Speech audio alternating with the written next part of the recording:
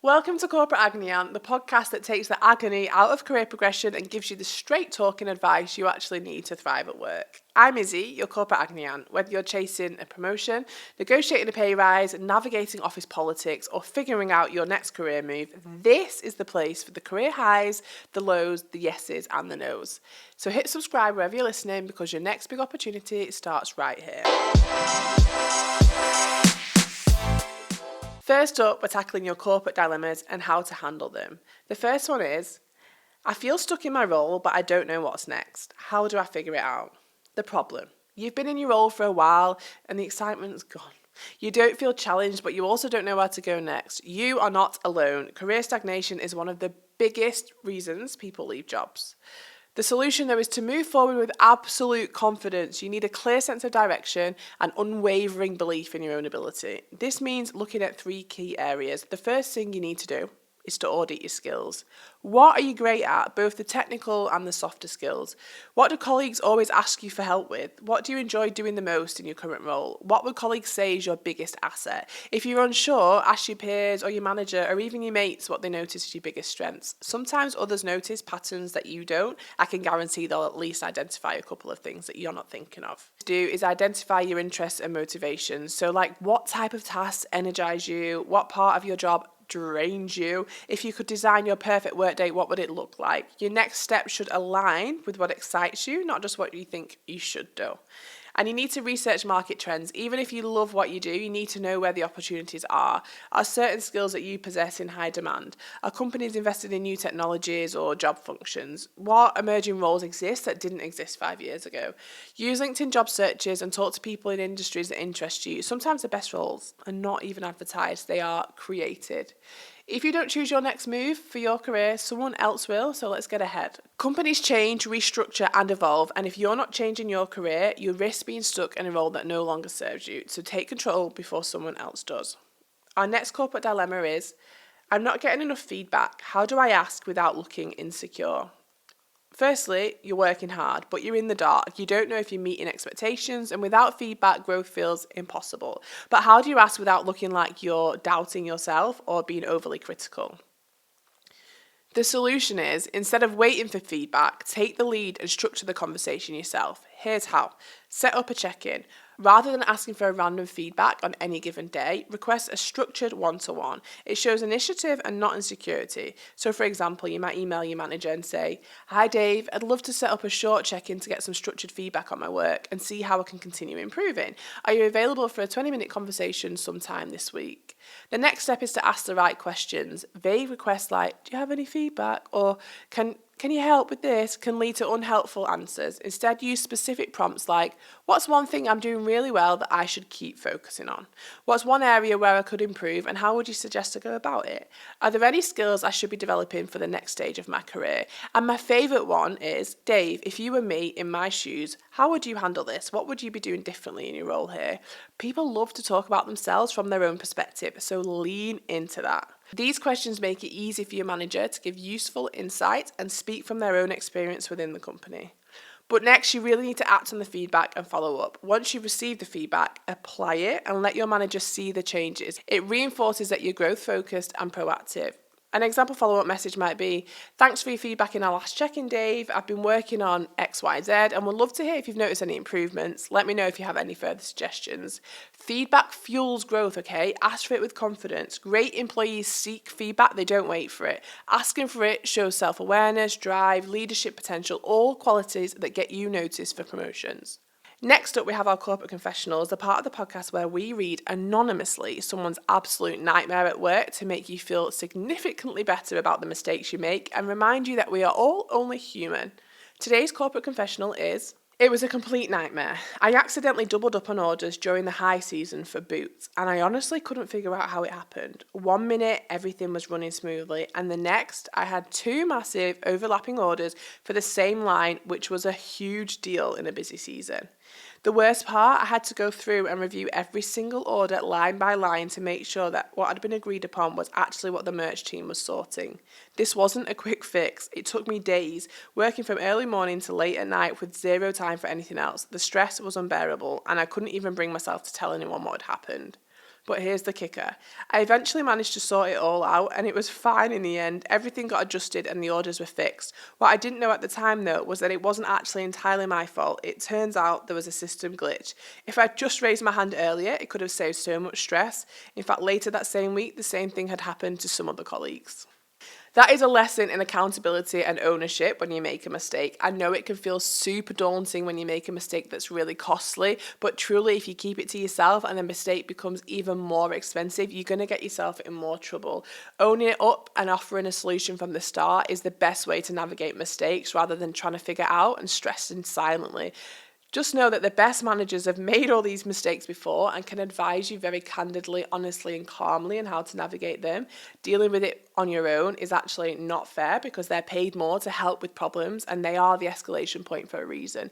Escalate with a solution, but do not keep it to yourself and shoulder all that stress on your own. It's not worth it and it's not what you paid for. Right, it's time for our interview masterclass. Today we're talking promotions, whether that's an internal or an external promotion. When you're ready to apply for that promotion, whether it's within your current company or at another organisation, you need to show that you're not only qualified for the role, but that you're ready to take it on.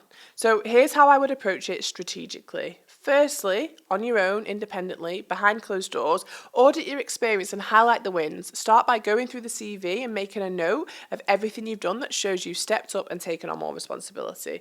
Look for instances where you've acted beyond your current role, like deputising for your manager, took on more complex projects, trained and mentored new hires. They're not just duties, they're leadership moments. So, for example, if you solved a process or a problem on your own initiative, that's a great asset. But think in terms of outcomes, not just tasks. I improved efficiency by 25% by streamlining the project handover process is much stronger than I was responsible for project handovers. Focus on speaking to your strengths, especially your growth, rather than what you're still learning. You're no longer an entry-level employee. You've gained valuable experience that sets you up for leadership. Next, you need to acknowledge what you still need to learn. Be very frank and honest about areas where you need further development. Nobody expects you to be perfect, but self-awareness is a major strength. You want to show that you know your own limits but are committed to growing. So, for example, if you're applying for a managerial role, you might say, I've successfully managed small teams and projects, but I'm looking forward to gaining more experience in strategic decision-making and delegation.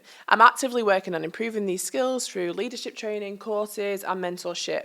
Being clear about where you need support demonstrates maturity, readiness, and preparedness, and it also signals that you're not waiting for others to make you better, you're taking responsibility for your own development. Sadly, no one likes this one, but you need to do the extras, do the extra work. Training and development don't just rely on your current experience, but go above and beyond to show that you're prepared for the role you're seeking. Whether it's reading leadership books, attending webinars, following influential leaders on LinkedIn, making it clear you're investing in yourself, TED Talks, podcasts, free courses on platforms like Coursera or Udemy are great ways to expand your knowledge and add value to your application. For example, if someone asks about your biggest weakness in an interview, you can confidently say, I've been working on improving my strategic thinking skills or my critical analysis by regularly listening to podcasts like X, Y, and Z, which helps me stay ahead of industry trends and think in more broader terms when it comes to strategy. This shows that you are actively working on developing the necessary skills to succeed in a more senior position rather than just sitting there and waiting for them to happen to you.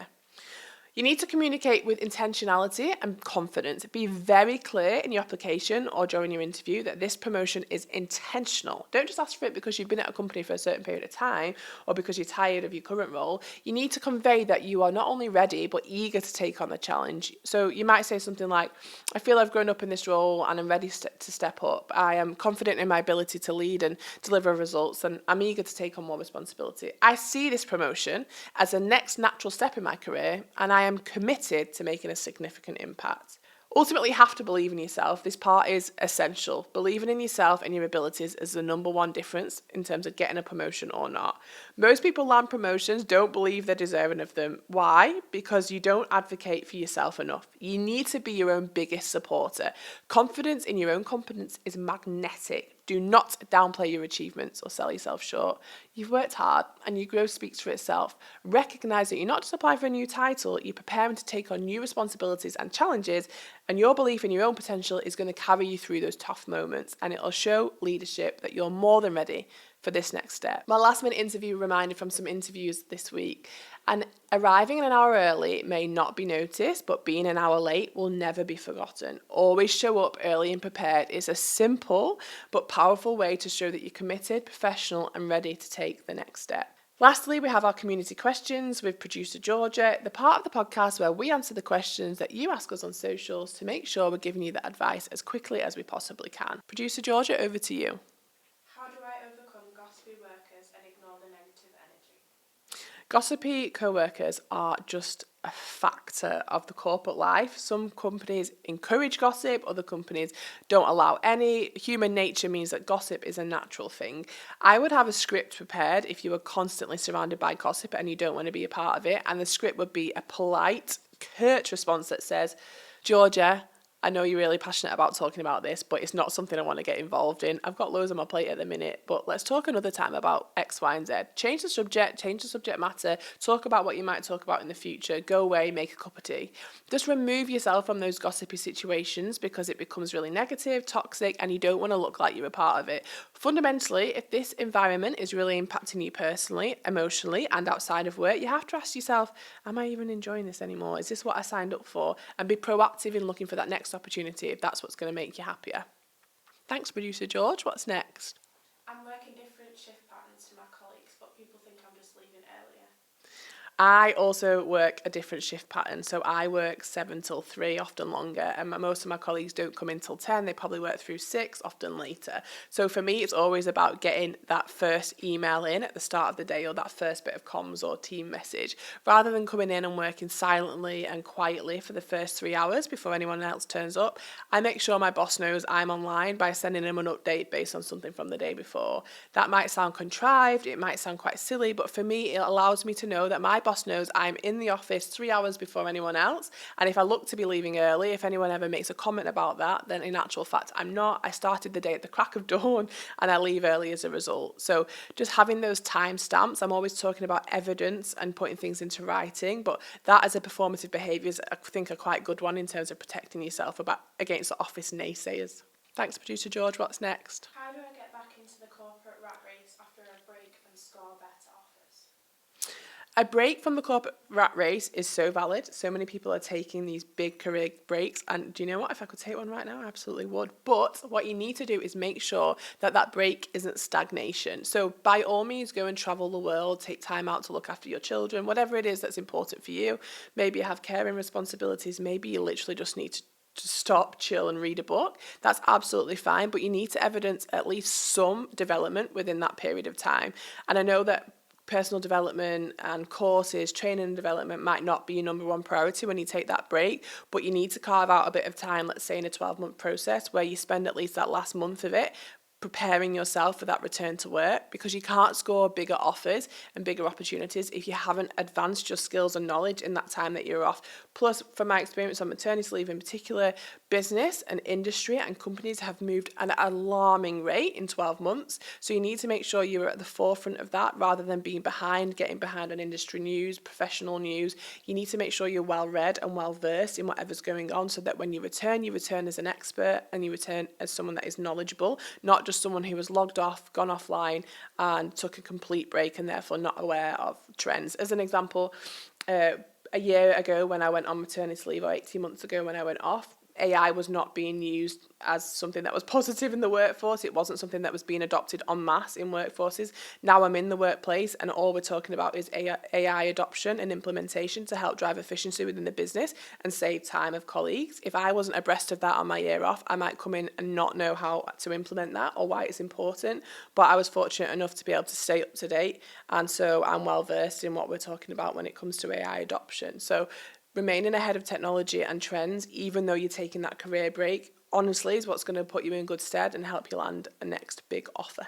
Thanks, producer George. What's next? What's the most impressive thing to a hiring manager during the interview process? The most impressive thing to all hiring managers, and generalising all of them and putting them all under the same sort of umbrella is how you make them feel, okay? People will pretend that it's about the technicality in your answer, the detail in your answer, the experience, but it's how you make them feel. You can have the best answer in the world, but if you make someone feel like shit, or if you make someone feel uncomfortable, the answer is not going to supersede the feeling. So the most impressive thing to a hiring manager during the interview process is how you can put across your softer interpersonal skills. And that does not mean extroversion. It does not mean being the biggest conversationalist or the loudest girl in the room. That's not the case. It's just how you present your personality, your charisma, your contribution to the culture with the background and the context of the technical answers that you're giving. So focus also on what you're saying and how you're saying it, not just the technical ins and outs of each answer.